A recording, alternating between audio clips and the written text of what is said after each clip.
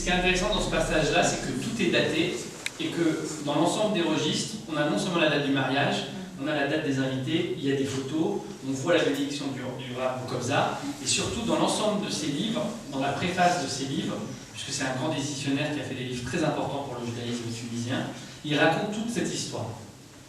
Ce qui nous est arrivé, nous, lors de notre enquête, c'est que, évidemment, comme toute bonne enquête, on a essayé de trouver des ayants droit, on a essayé de trouver des descendants, on a essayé de trouver des gens de sa famille. Ça a été très très dur, puisque les gens qu'on a trouvés ne connaissaient pas cette histoire de famille. Jusqu'au jour où, lors d'une conférence, la première conférence qu'on a lancée du secret de la Ménorah, il y a moins de 2 mois. De moins de 2 mois à la mairie du 6e pour le lancement de la campagne officielle de la Tzedaka. Du reste, il a remarqué que c'est toujours en Amérique du 16e que se trament les histoires, à chaque fois. Et là, effectivement, il s'est tramé quelque chose. J'y étais. Voilà. Il y a un témoin. Et il y a un témoin. On lui donnera la parole s'il faut. Et ce qui va se passer, c'est qu'il va se passer quelque chose d'assez incroyable lors de cette conférence, puisqu'on va découvrir une femme qui va prendre la parole et qui va raconter, qui va rajouter quelque chose à notre récit.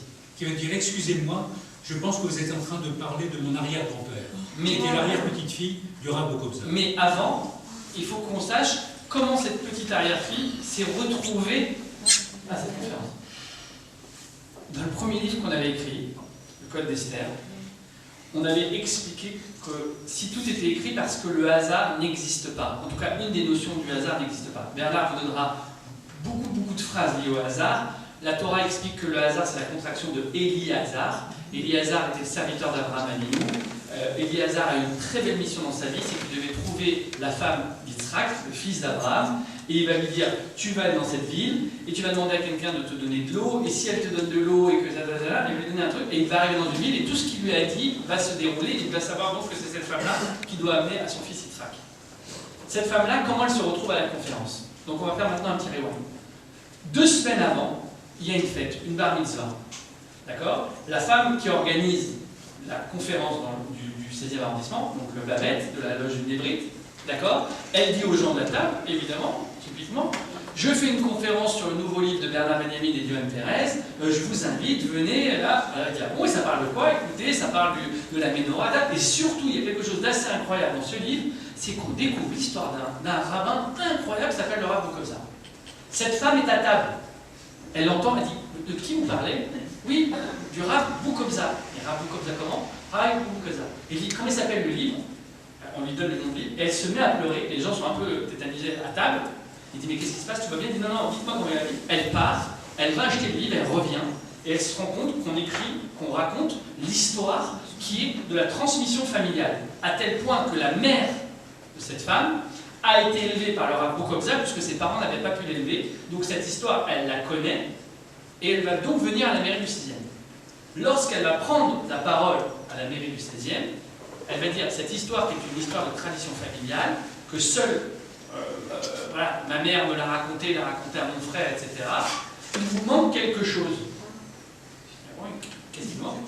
Il dit, lorsque le Rav Bukovza est revenu de ce voyage, d'accord, il a dit 3 mots, il est rentré au lit, et il est mort 40 jours après. Ces 3 mots qu'il a dit, c'est Avera, Avera, Avera, Gadol, Avera. Traduction, faute, faute, j'ai fait une très grosse faute. Et à partir de ces 4 mots, il n'a plus adressé un mot et est mort 40 jours après.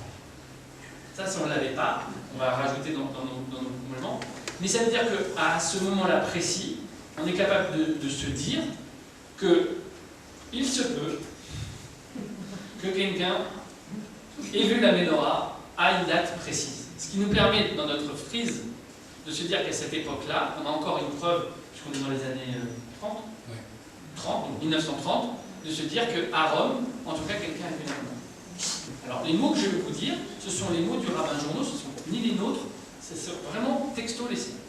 Il dit, quand j'ai eu mon intronisation de grand rabbin dans la ville de Metz, d'accord, comme de Reims, pardon, de Reims, comme il a l'habitude de faire quand il y a une intronisation de grand rabbin, on invite l'ensemble des représentants des religions pour venir faire cette introduction de ce qu'on appelle le vivre ensemble. D'accord ? Donc le imam, le prêtre, le cardinal, donc un certain nombre. Et à cette époque-là, c'est qu'on les montrera, c'était Rav Sitruk qui était le grand rabbin de France, qui s'occupait de faire l'intronisation du Rav Journo. À la fin de cette intronisation, d'accord, il y a eu un repas, d'accord. Et évidemment, vous connaissez un peu la pertinence et le franc-parler de Rav Sitruk. Rav Sitruk est assis en face d'un cardinal qu'il connaît très très bien, d'accord. Et au bout d'un moment dans le repas, je ne dis pas le nom du cardinal parce que Bernard va le resituer après. Et au bout d'un moment, Rav Sitruk va poser une question au cardinal en lui disant: écoute, je sais que tu reviens de Rome, on se connaît depuis très très longtemps, j'ai une question à te poser. À votre avis, quelle question va-t-il poser? C'est pas possible cette menorah. Exactement, évidemment, le cardinal va dire: est-ce que la menorah est au Vatican? Et je vous mime le Rav Journo, tous les propos que je vous donne sont du Rav Journo. Donc le cardinal va faire. Vous allez avoir le nom, on va faire comme qui veut gagner 10 millions. Et vous choisirez, et après on verra si vous avez le droit au 50-50, l'appel à un ami. Et à ce moment-là, le cardinal va dire: Monseigneur Etchegaray. Alors le seul problème, c'est que Monseigneur Etchegaray est mort il y a 3-4 mois. Et qu'on aurait bien aimé aller l'interviewer, le confesser au seuil de la mort pour qu'il nous raconte cette histoire. Parce que moi, pour le moment, j'ai dit que j'étais le doutant. Hein. L'homme qui a vu l'homme, qui a vu l'homme, qui a vu l'homme. J'aurais préféré avoir des renseignements de première main. Là, c'est de troisième main, mais qui sont intéressants. De la même manière, on a le Rav Menaché, qu'on appelle le Rav de la Menorah, qui habite Jérusalem. Lui, il a une histoire absolument incroyable. Il est né à Suez, lors de la nationalisation du canal. Ils sont obligés de partir, ils partent à Milan. Il va étudier à l'université catholique de Milan. Et là, il va être tellement retors envers ses professeurs que ses camarades vont le prendre en lui disant: qu'est-ce que tu donnerais, qu'est-ce qu'on pourrait te donner si tu acceptais de devenir catholique? Et l'autre, qu'est-ce que vous croyez qu'il va dire? Il y en a marre certainement. C'est que ça. Je veux voir la menorah. Et à ce moment-là, je deviendrai catholique. Et ses condisciples vont voir, je ne sais pas qui au Vatican, ils reviennent à Milan et ils lui disent: c'est d'accord, tout est OK avec les autorités du Vatican. Il dit: écoute, on va attendre un tout petit peu, je vais aller voir mon maître à Bnei-Brak, près de Tel Aviv. Lui, il va me dire ce que je dois faire. Il va le voir, il lui dit: voilà, on me propose de voir la menorah, qu'est-ce que tu en penses? Malheureux, surtout pas. Écarte-toi de cela, ce n'est pas un travail d'homme, c'est un travail de Dieu. Il est hors de question que tu t'approches de cette menorah. Et donc il est revenu à Milan, il a décliné l'offre, mais il a, comment dire, il a fait une espèce de philosophie absolument démente sur la menorah, qu'on explique effectivement aussi dans le livre.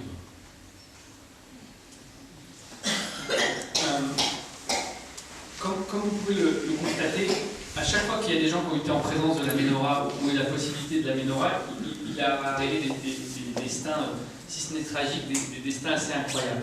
Quand on parle du Rav Menaché, ça nous amène presque au dernier chapitre du livre. C'est-à-dire que le Rav Menaché, à un moment donné, a renoncé à voir la menorah. Et le fait de renoncer à la menorah a fait que, de ses propos, et on raconte toute l'histoire, il a eu une espèce de luminance pour comprendre tous les secrets de l'univers que reflète la menorah. Puisqu'il dit qu'à partir de la menorah, on a toutes les réponses du monde entier. C'est un rabbin qui est vivant, qui fait énormément de conférences, qui est à Jérusalem, qui reçoit énormément de gens, tous les types et de religions confondues. C'est quelqu'un qui a pu démontrer un certain nombre de choses et c'est quelqu'un qui nous a beaucoup aidé sur la compréhension de la menorah. Parce que plus que de savoir où se trouve la menorah, c'est de se dire, ok, si même demain on sortait la menorah, qu'est-ce que ça changerait? Là arrivent deux réflexions. Et vous savez que quand on met deux juifs autour d'une table, on a à peu près 252 avis. Alors si imaginez si on en met un peu plus, qu'est-ce que ça peut faire? Il faut que vous sachiez que tout ce qui existe dans ce monde, donc la synagogue où on est ici, donc le point lumineux qui est ici, d'accord, et a exactement son pendant dans le ciel.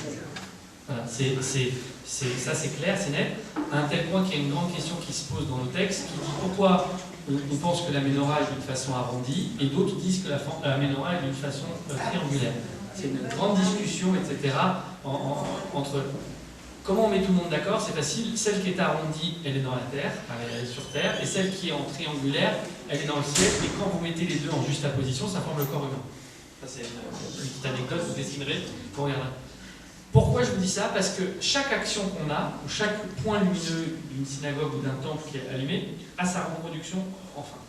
Donc, l'idée, c'est de se dire, est-ce que le but, c'est d'allumer un maximum de points, en tout cas, c'est de comprendre un maximum de points, ou c'est juste de faire ce qu'on doit faire? Là, encore une fois de plus, c'est le propre du libre arbitre de chacun. Moi, ce que j'enseigne, en tout cas, ce que j'essaie de donner à mes enfants, qui sont petits, c'est juste de se dire, quand ils mettent la couverture le soir avant de se coucher, et qu'ils font schéma Israël, peu importe, c'est juste de dire, est-ce que, dans la journée que j'ai fait aujourd'hui, j'ai été un Ben Adam, j'ai été un bonhomme? C'est-à-dire, j'étais quelqu'un de bien, je me suis bien comporté. Et qu'est-ce que j'ai fait qui est un peu moins bien, et qu'est-ce que je peux faire demain qui sera mieux? Voilà, c'est tout. Après, le reste, j'ai envie de vous dire, ça dépendra beaucoup de nous.